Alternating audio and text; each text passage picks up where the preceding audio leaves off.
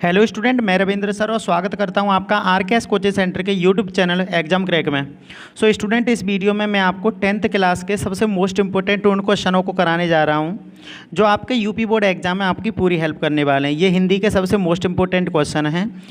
इन क्वेश्चनों को अगर आपने अच्छी तरह से पढ़ा तो मैं गारंटी देता हूँ आपके 70 में से 70 नंबर कहीं नहीं गए, चाहे वो आपके अर्धवार्षिक के पेपर हों, चाहे आपके प्री बोर्ड के पेपर हों या आपके यूपी बोर्ड के फाइनल एग्ज़ाम हों। तो स्टूडेंट वीडियो को पूरी ज़रूर देखें, अगर अच्छी लगे तो लाइक ज़रूर। स्टार्ट करते हैं स्टूडेंट वीडियो को। जैसे यहाँ पर हमने सबसे मोस्ट इंपॉर्टेंट क्वेश्चन लिखे हैं, इन्हें आप देखेंगे। ये ऑब्जेक्टिव क्वेश्चन है। आपको शायद पता होगा कि अब के जो आप एग्ज़ाम देने जा रहे हैं और पिछली बार भी एग्ज़ाम दिए थे जिन बच्चों ने, उनको भी पता है कि 20 क्वेश्चन आपके ऑब्जेक्टिव आएंगे, ये आपको ध्यान रखना है। तो उसी के आधार पर हमने यहाँ पर मोस्ट इंपॉर्टेंट क्वेश्चनों को रखा है जो आपको याद करने हैं, आपकी पूरी हेल्प करेंगे। ठीक है, सो स्टार्ट करते हैं। यहाँ पर आप फर्स्ट से क्वेश्चन को देखेंगे। फर्स्ट से लेकर आपको यहाँ तक 9 तक के क्वेश्चनों को अच्छी तरह से अपनी नोटबुक में नोट कर लेना है। ठीक है, आप चाहें तो इनका स्क्रीनशॉट भी ले सकते हैं। ठीक है, आगे देखते हैं। उसके बाद नेक्स्ट है यहाँ पर 10 से हमने फिर रखा है 17 तक। इन क्वेश्चनों को आप अच्छी तरह से याद रखेंगे। ठीक है, ये क्वेश्चन आपके लिए बहुत ज़्यादा इंपॉर्टेंट है। वीडियो को पूरी ज़रूर देखें। मैं गारंटी देता हूँ कि आपने अगर अच्छी तरह से वीडियो को देखा तो आप खुद ही यकीन करने लग जाएंगे कि हाँ, इससे अलग तो पेपर होना ही नहीं है। ये गारंटी है मेरी। ठीक है, आगे देखते हैं। उसके बाद आप 17 से यानी 18 से इसे 20 तक कंप्लीट कर लेना। यहाँ तक जब आप आ जाते हैं तो स्टूडेंट ये 20 क्वेश्चन आपके ऑब्जेक्टिव बन जाते हैं। तो 20 क्वेश्चन जो ऑब्जेक्टिव बनते हैं आपके, ये 20 नंबर के ही रहेंगे। एक क्वेश्चन 1 नंबर का होता है, तो अच्छी तरह से याद करके जाना। मैं गारंटी देता हूँ कि बहुत अच्छा स्कोर बनने वाला है। पेपर आउट नहीं होगा, ये गारंटी है। ठीक है, तो अच्छी तरह से पढ़ के जाना है। आगे देखते हैं। उसके बाद स्टूडेंट आप देखेंगे यहाँ पर एक क्वेश्चन है। इस क्वेश्चन को आप अच्छी तरह से स्टडी करेंगे कि निम्नलिखित गद्यांशों में से किन्हीं 2 प्रश्न पर आधारित प्रश्नों के आपको उत्तर देने हैं। ठीक है, तो यहाँ पर मैंने प्रश्न लिखा है, यहाँ पर हमने लिख दिया कि आगे है, तो देखते हैं। ठीक है, जैसे क्वेश्चन है कि पहले पहाड़ काटकर उसे खोखला कर दिया गया। ठीक है, उसके आगे देखते हैं।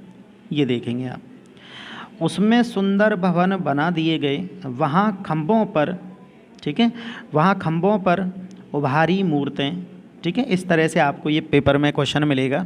आपके इनके क्या करना है, आंसर करना है अपने शब्दों में, यानी व्याख्या करनी है, संदर्भ करना है और पाठ और लेखक का आपको नाम समझाना है। बस इतना कर देते हो तो आपको ये इस क्वेश्चन से संबंधित 5 नंबर आसानी से मिल जाते हैं। तो क्वेश्चन कुछ इस तरह से मिलेंगे, आप देखेंगे नीचे इसमें लिखा हुआ है का क्वेश्चन जो आपको मिलेगा वो मिलेगा उपर्युक्त गद्यांश का संदर्भ लिखिए। ठीक है, अगर आप उपर्युक्त गद्यांश का संदर्भ जब लिखते हैं तो स्टूडेंट आपको याद रखना होता है कि आपको इसमें पाठ का और लेखक का नाम लिखना होता है। ठीक है, और इन क्वेश्चनों के आंसर आपको बहुत अच्छी तरह से आपकी बुक में, ठीक है, जो 10th क्लास में NCERT के बिहाफ पर आप पढ़ रहे होंगे उसमें, या फिर कोई भी आप मॉडल ख़रीद सकते हैं। मार्केट से बहुत तरह के मॉडल आ रहे हैं। किसी भी मॉडल को जो आप लाइक करते हो उसे ख़रीदें और उससे स्टडी करना शुरू कर दें। देखो, पढ़ोगे तो स्कोर अच्छा बनेगा, ये मेरी गारंटी है। मैं आपकी हेल्प करता रहूँगा। ये मैं आपको ये बताता रहूँगा कि आपके यूपी बोर्ड एग्जाम में सबसे मोस्ट इंपॉर्टेंट क्वेश्चन कौन से हैं। बाकी क्या आप घर पे अपनी स्टडी करते रहना, ये आपको दिक्कत नहीं रहेगी कि आपको कौन सा क्वेश्चन याद करना है। ओके, नेक्स्ट चलते हैं। ठीक है, यहाँ पर ख क्वेश्चन लिखा हुआ है। ख क्वेश्चन में स्टूडेंट आपसे बोला गया है कि रेखांकित अंश की व्याख्या कीजिए। ठीक है, अब रेखांकित अंश की जब आप व्याख्या करेंगे तो आपको ये याद रखना है कि उपर्युक्त पंक्तियों में वो कहना क्या चाहता है लेखक। ठीक है, आप ग क्वेश्चन को देखेंगे। ग क्वेश्चन लिखा हुआ है यहाँ पर कि पहाड़ों को किस प्रकार जीवंत बनाया गया है। इस क्वेश्चन का आंसर आपको मॉडल या आपकी बुक में मिल जाएगा। बहुत आसान भाषा में मिल जाता है। अगर आप स्टडी करते हैं तो आप बहुत आसान भाषा में याद भी कर लेंगे। ठीक है, नेक्स्ट देखते हैं। क्वेश्चन नंबर 2 देखेंगे। मैंने अभी आपको बताया था, क्वेश्चन को आप देखेंगे क्योंकि हमने यहाँ पर स्टूडेंट यही लिखा था कि आपको कोई 2 क्वेश्चनों के उत्तर देने हैं। ठीक है, कितने के देने हैं, 2 के। ठीक, तो फर्स्ट आपका ये हो गया था, फर्स्ट आपका ये था और सेकंड आपका ये है। ठीक है, सेकंड आपका ये है। तो इसे अच्छी तरह से समझते हैं। सो स्टूडेंट यहाँ पर लिखा है कि कुसंग का ज्वर सबसे भयानक होता है। ये मैंने शॉर्ट में लिख दिया है, मतलब इसकी 1-2 लाइन ले ली हैं और उसके बाद हमने डॉट डॉट कर दिया है। आप जब मॉडल या बुक से पढ़ेंगे तो सारी चीज़ आपको फुल मिल जाएंगी उसमें, वहाँ आपको आंसर अच्छी तरह से मिल जाएंगे। आप याद कर लेना, क्योंकि हमारा उद्देश्य यहाँ पर इंपॉर्टेंट क्वेश्चनों को कराना है।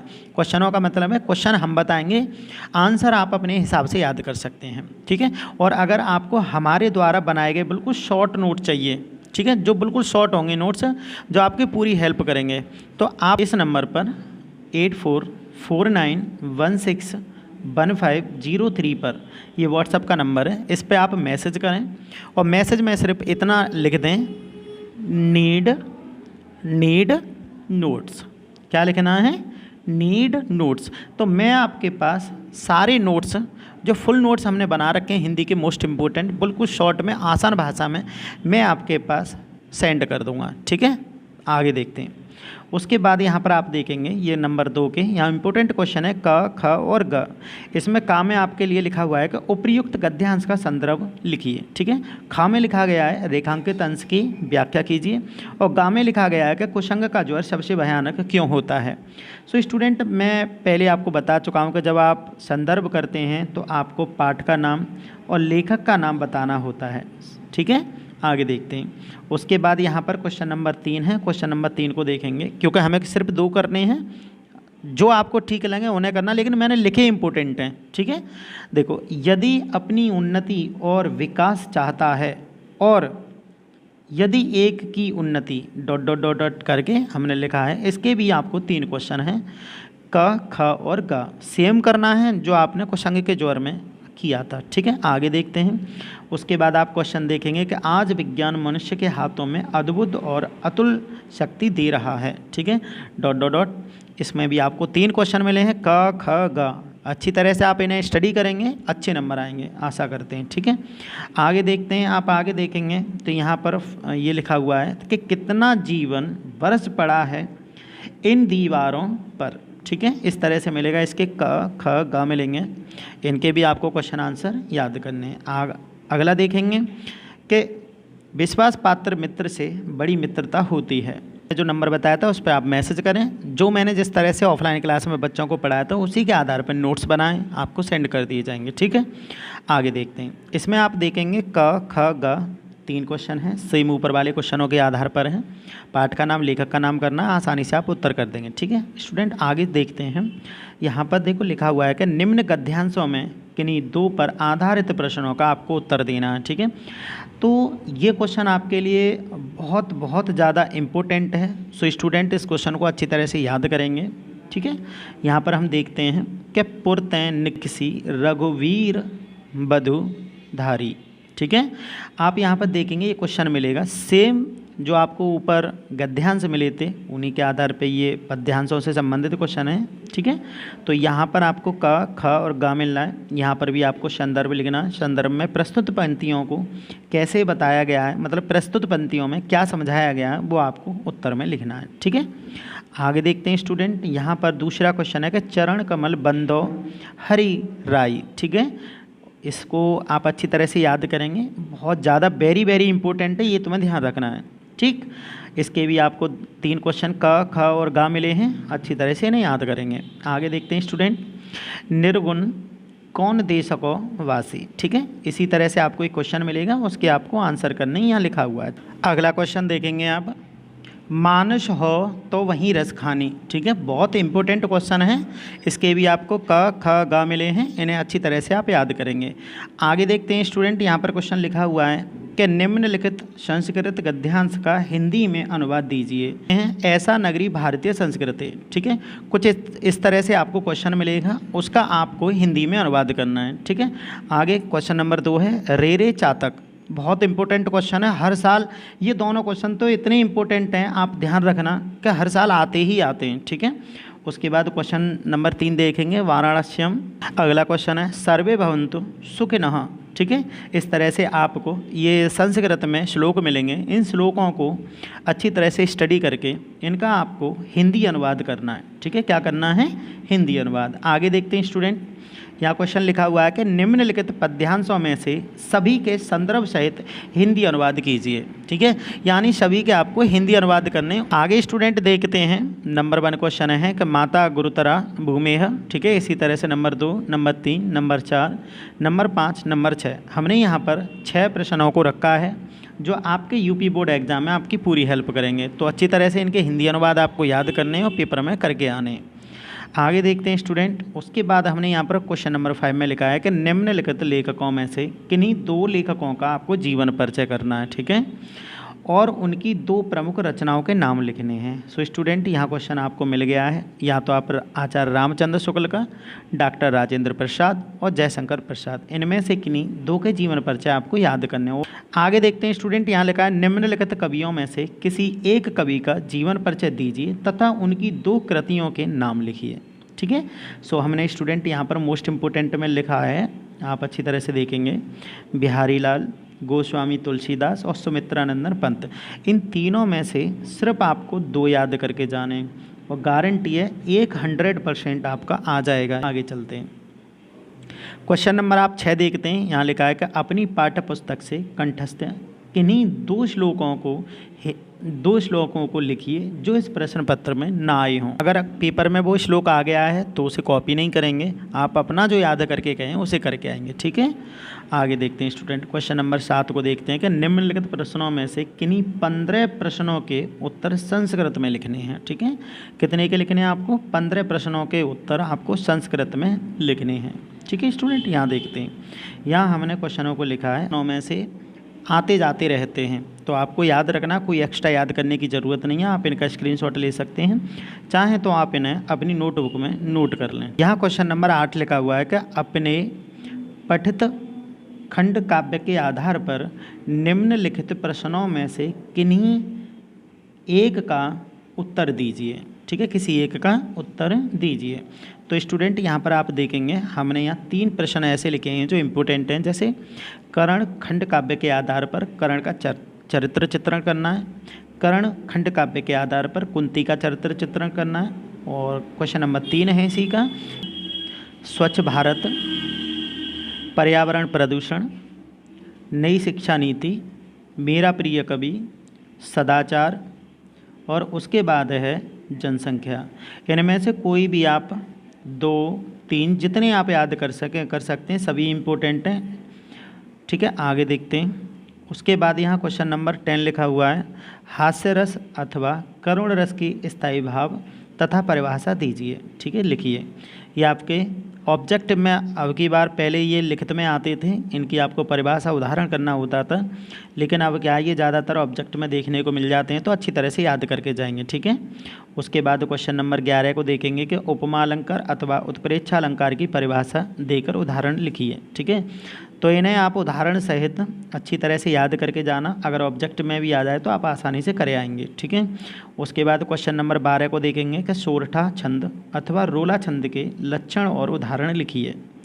आगे क्वेश्चन नंबर 13 निम्नलिखित उपसर्गों में से किन्हीं 10 के मेल से 2-2 शब्द बनाओ। ठीक है, इन्हें आप अच्छी तरह से कर सकते हैं, शायद आपने पढ़े होंगे। आपको इन सभी के मेल से, यानी 11 हमने लिख रखे हैं, इन सभी के मेल से आपको 2-2 शब्द नए बनाने हैं। कैसे बनाते हैं शायद आपने पढ़ रखे होंगे, मैं बता दे रहा हूँ थोड़ा बहुत। जैसे अधि लिखा हुआ है, यहाँ लिखा हुआ है अधि, ये वाला। ठीक है, इसमें बस आप कार जोड़ दो तो क्या बन गया? अधिकार। इसी तरह से आपको नए 2-2 शब्द बनाने हैं। याद रहे, किसी लड़का या लड़की का नाम नहीं होना चाहिए, ये ध्यान रखना आपको।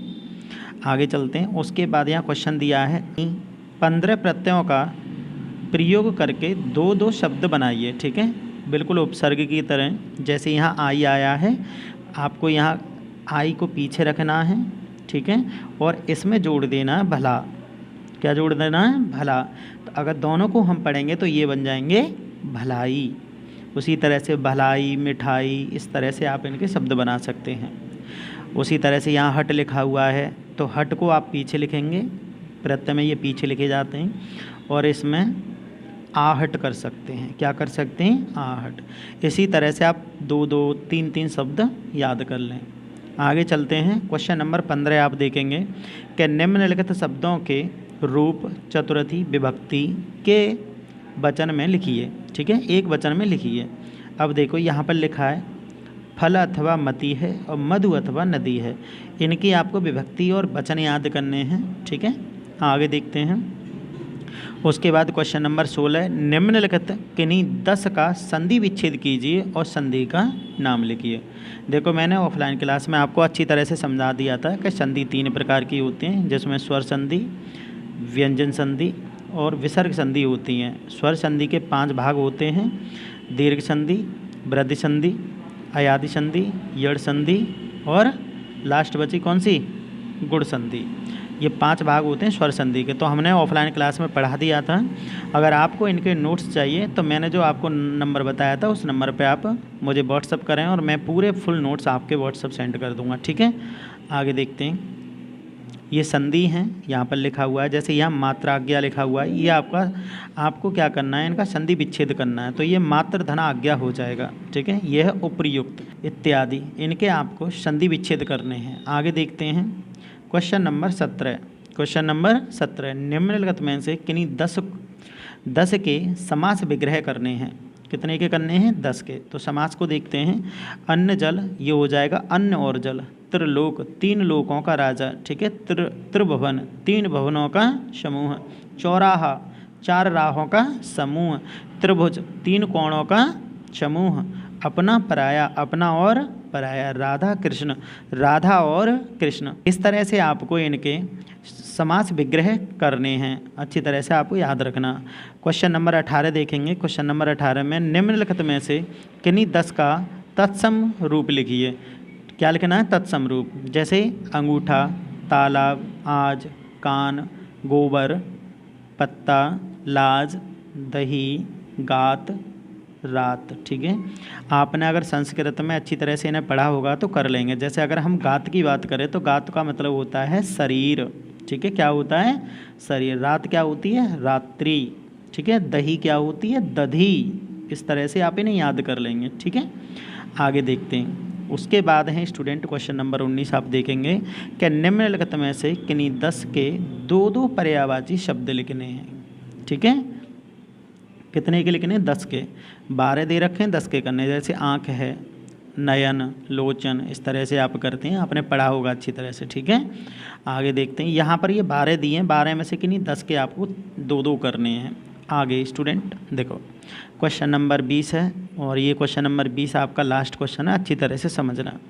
निम्नलिखित विषय पर आपको पत्र लिखना है। पत्र किस विषय पर आ सकता है, भाई की शादी में सम्मिलित होने के लिए 3 दिन या 4 दिन का अवकाश, ठीक है। या फिर नंबर 2, फीस शुल्क माफ़ी हेतु प्रार्थना पत्र लिखवाया जा सकता है। या नंबर 3, विषय बदलने हेतु प्रार्थना पत्र लिखवाया जा सकता है। अगर स्टूडेंट वीडियो अच्छी लगे तो प्लीज़ एक लाइक ज़रूर करना और अपने दोस्तों तक वीडियो को शेयर करना। अगर आप हमारे चैनल पर नए हैं तो चैनल को सब्सक्राइब ज़रूर कर लेना। मैं गारंटी देता हूं कि आपको इसी तरह की इम्पोर्टेंट वीडियो आपको इस अकाउंट पर मिलती रहेंगी। कहीं से भी आपको टेंशन लेने की कैसी भी ज़रूरत नहीं है कि क्या याद करना है, यूपी बोर्ड में कैसे स्कोर बनाना है, तो आप टेंशन न लें। आपके यूपी बोर्ड के एग्ज़ाम के अंतिम एग्ज़ाम तक मैं आपके साथ रहूँगा। कोई भी विषय है कमेंट करें, किसी भी विषय में आप वीक हैं, उनके इम्पोर्टेंट क्वेश्चन नहीं हैं आपके पास, कमेंट करें और मुझे बताएं किससे संबंधित आपको वीडियो चाहिए, मैं उसी पर वीडियो बना के आप तक पहुंचाऊंगा।